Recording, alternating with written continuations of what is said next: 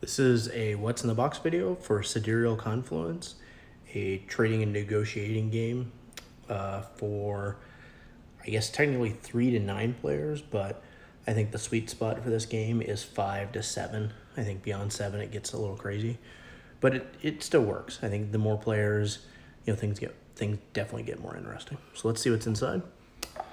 So we have various race sheets. So each race is going to have, I guess the rest are on the bottom, but basically each race is going to have its own sheet like this. We have instructions. It's a fairly complicated game, somewhat. I'll do a how to play video later. Victory point tokens, 5x tokens for the resources. It doesn't come this way. This is a traded copy, but each race is going to have its own set of cards. Shields for each race. This is the turn sequence cards and some reference cards and things you need. Some more things. Let's see what else is in here. All the cubes you need. So this game is heavily reliant on cubes. Another race. Planet and research cards.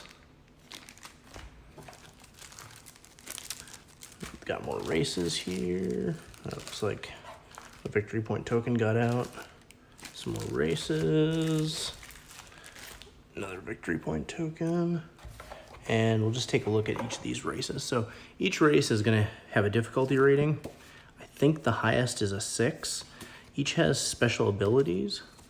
So they're going to each have kind of a special ability and be able to do things that maybe other races can't.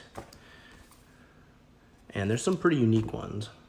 So there you have it. That is a what's in the box of Sidereal Confluence. If you enjoyed this video, please like, please subscribe, take a look at our other videos. Thank you.